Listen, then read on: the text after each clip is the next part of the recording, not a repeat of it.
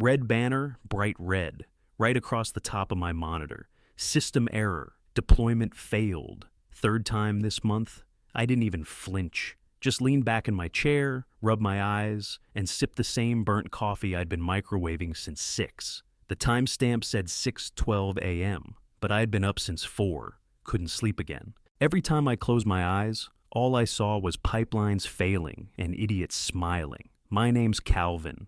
I'm 48 years old.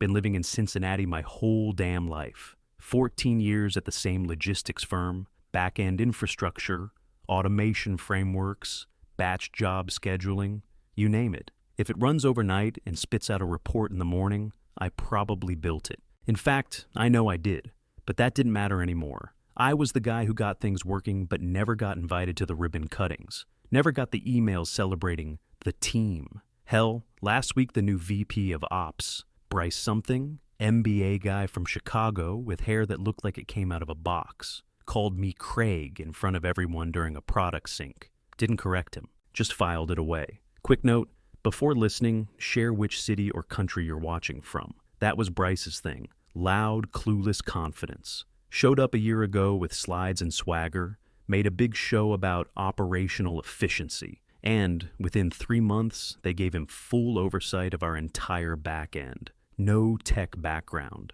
None. Just buzzwords and fake urgency. And people listened to him like he was Moses. Last December, they opened up the head of infrastructure role. I didn't even get an interview. Gave it to this kid named Justin. Hair gel, degree from Stanford, no real-world experience. Guess who trained him? Yeah, me. I still do his pull reviews when he screws something up. I still clean up behind him when he mislabels dependencies and the data warehouse floods with partials. They all think I'm some old relic clinging to old tools. But you know what? I built half of those tools from scratch. The job batching framework that runs the entire overnight logistics schedule, mine. Back in 2011. Took 6 months and 3 breakdowns before I got it right. And it's still running, silently, like me. But lately, Bryce has been sniffing around the automation tools, talking about consolidation, hinting at redundancies, acting like everything should be point and click now.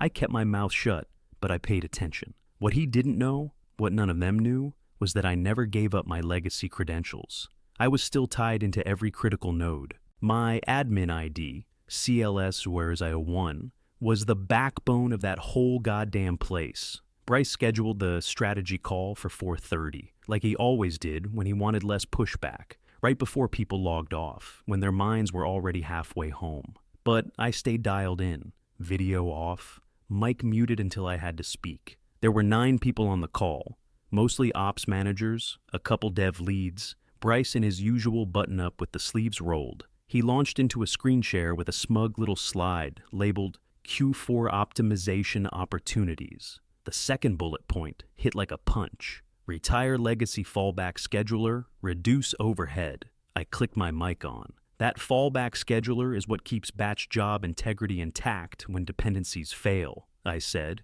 keeping my tone flat. Kill that and you'll lose audit trails and rollback safety. It's tied to compliance. Bryce didn't even look at the camera, just kept scrolling. It's 2025, Craig, he said, throwing the name out again like a joke. Time to let go of training wheels. Someone on the call actually chuckled. I just hit mute again. The call ended 15 minutes later. No wrap-up, no summary. Just a bunch of nodding heads logging off while Bryce talked over them. I shut my laptop and sat there for a minute, staring out the window at the parking lot lights flickering on. At 9:03 p.m., my phone buzzed. Unknown number, 1 text. Lose the tone or lose your $140K bonus. No punctuation, just a threat casual as hell. Like he thought I'd fold. I typed 1 word back, copy. Then I got to work. First, I backed up every log tied to my scheduler. Job queues, failovers, exception handling notes, admin call history, 14 years worth. All copied to a cold backup drive that never touched the cloud. Then I pulled up the dependency maps, the ones no one asked me for since 2019. Every single system still using the batch framework was chained back to one account, CLS/0001. Mine, the heartbeat of the whole operation, still pulsed through credentials nobody bothered to reassign. Idiots. I printed out a list. Physical copy only. Nodes, job paths, triggers, system clocks, fallbacks. Highlighted every high-risk job that depended on my scripts. It took over an hour. When I was done, I clipped the stack together and slid it into a manila folder. Wrote the date on the front. I didn't encrypt anything. Didn't touch the configs. I didn't need to. They were all still operating like I'd left them. Perfectly. Quietly. Then I ran one last audit. Every server on the batch framework still listed CLS001 as the top-level admin. No secondary fallback. No migration plan. Not even a placeholder account. I sat back and let that sink in. After all their talk about modernizing and de-risking infrastructure, they still let everything hang off one key, mine, and nobody even knew where that key was anymore.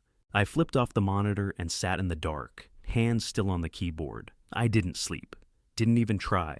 At 2:27 a.m., I sat back down at my desk and logged into the root access registry. No music, no lights, just the low hum of the power strip and the soft click of my keyboard. Pulled up the admin directory. There it was. CLS001, primary admin. Last modified, March 9th, 2019, no successor. No delegation. No rotation logs. No damn backup at all. That system still thought I ran the show. 14 years later. After all the meetings, reorganizations, new hires, layoffs, I was still the skeleton key. I moved into the job logs. One by one, the fallback scheduler I built in 2011, still running on my key. Still pulling custom logic paths. I coded myself during that winter from hell when we were dropping jobs every other night. I clicked through the trigger reports. 12 critical jobs still routed through my old scripts. One caught my eye. Fin billing, QTR4 redundancy, CHK. It flagged a duplicate batch of invoices queued for processing. Total value, $6.7 million. If that job hadn't caught the overlap, that money would have been double paid, and no one would have noticed until vendors started calling.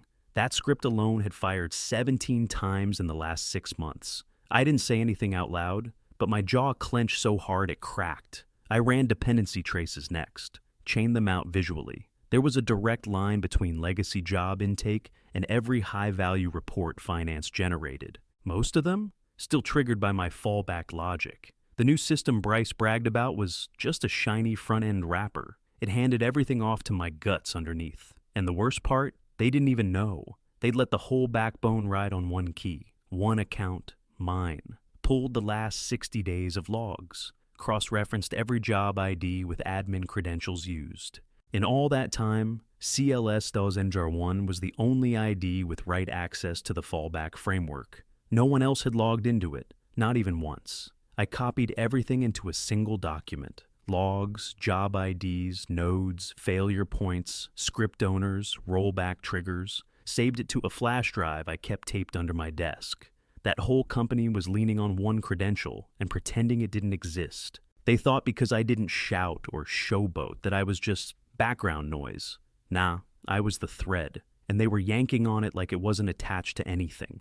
I checked the clock, 3:11 a.m., didn't feel tired, just cold. I closed every tab one at a time, methodical as always. Then I shut the lid on my laptop. I didn't believe in revenge. I didn't care about headlines or drama or Bryce trying to swing his weight around. I believed in systems, and I believed that if you ignore what holds them together long enough, they collapse, all on their own. At 6:11 a.m., the first job failed. It was a minor export, quarterly shipping summaries. Nothing flashy, just a scheduled pull from the warehouse DB into a vendor dashboard. It choked, retried, then threw a hard error. No fallback triggered, no alert. It just sat there. 6 minutes later, a second job hiccuped. This one tied to freight reconciliation. Same pattern. No escalation, no reroute. That one triggered a downstream delay in carrier invoicing. A delay that nobody caught.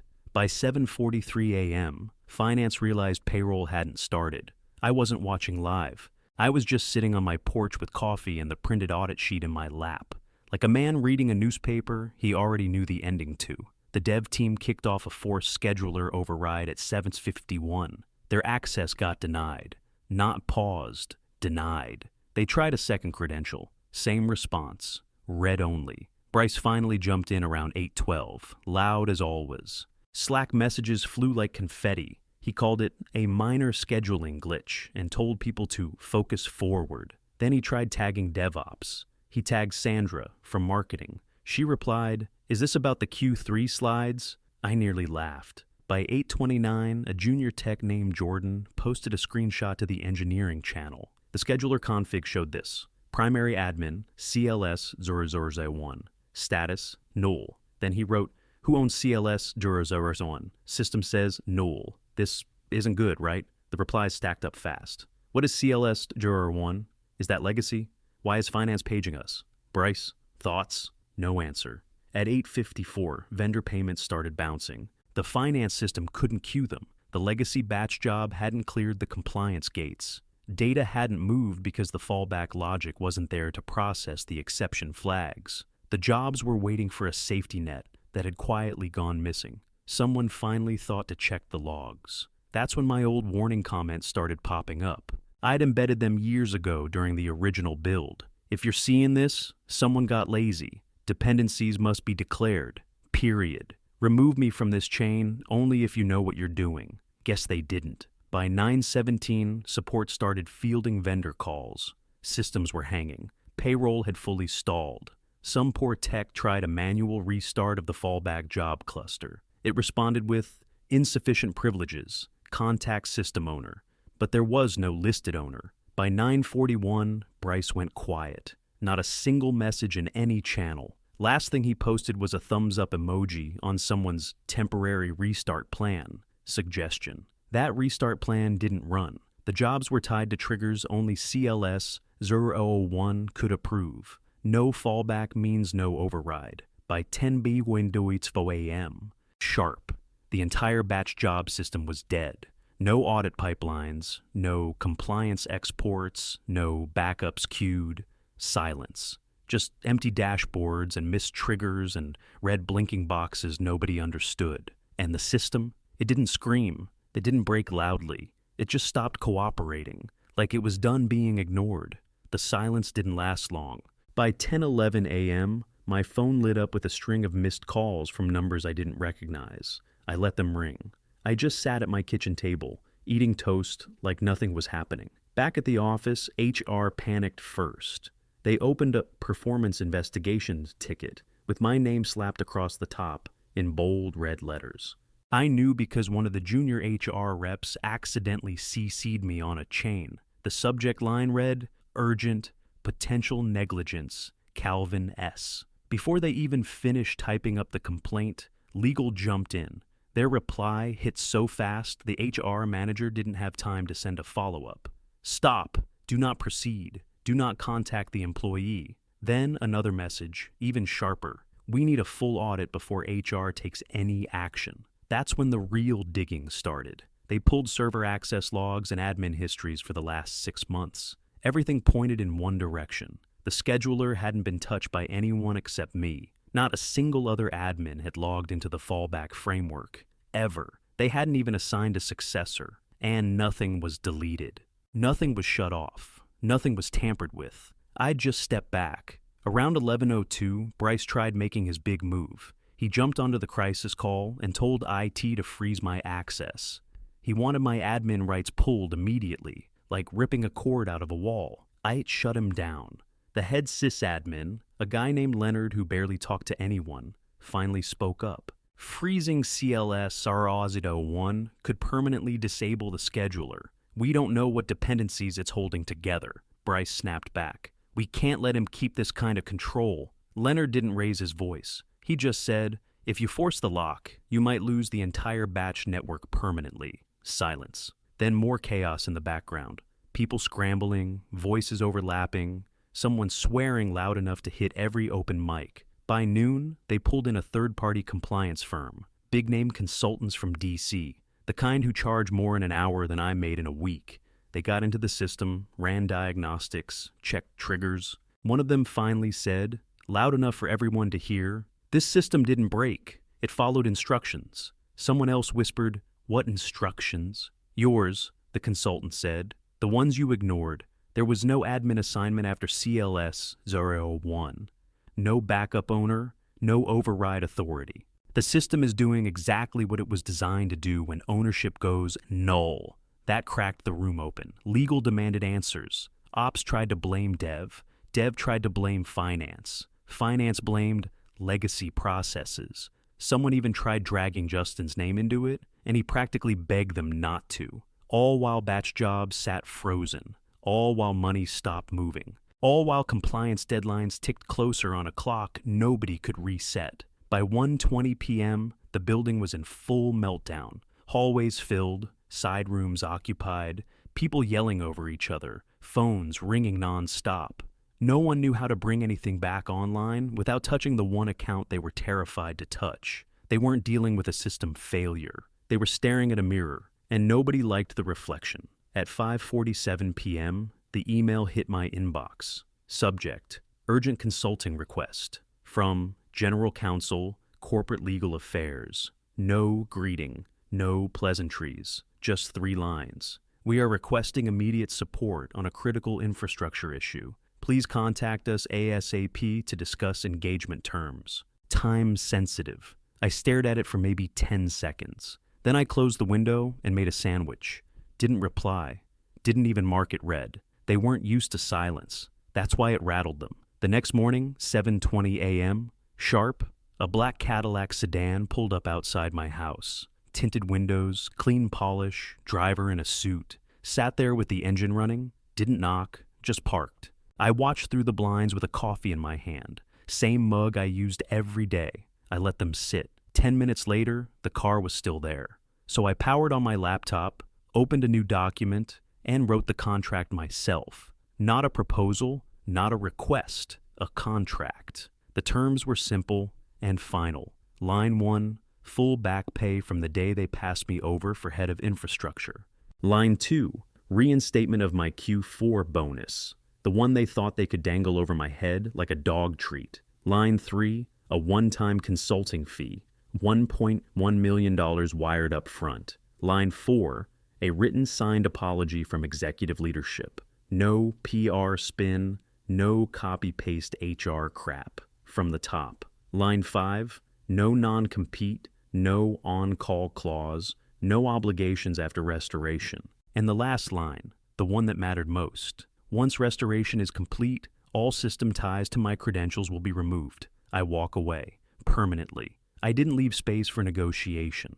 I converted the file to PDF, signed it, attached it to a reply email with no body text, just the subject, terms, deadline, noon. Then I hit send. The car was still outside.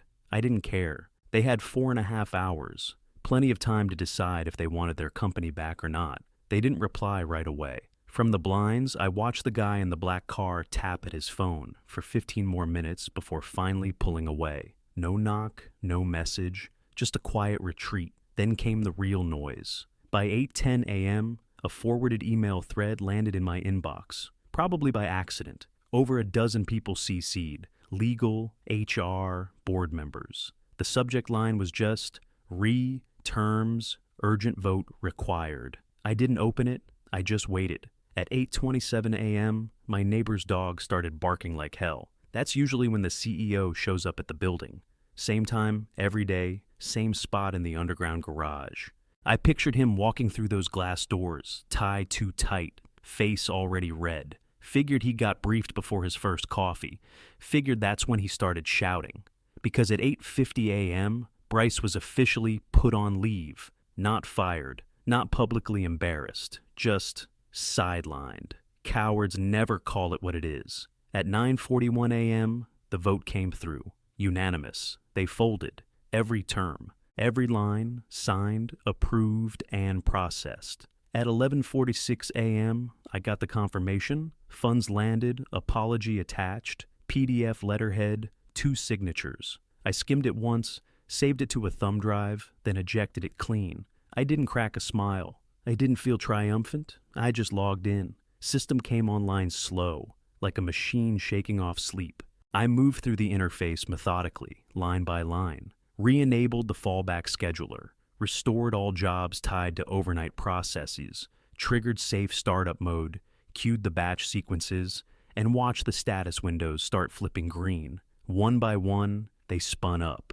Finance, compliance, payroll, vendor routing, freight audit. The heartbeat came back. The system didn't resist. It didn't punish. It just did what it always did when someone paid attention. Once everything was stable, I opened the admin console, typed in CLS 001. I revoked every single credential tied to my name. All access, all overrides, every system path scrubbed.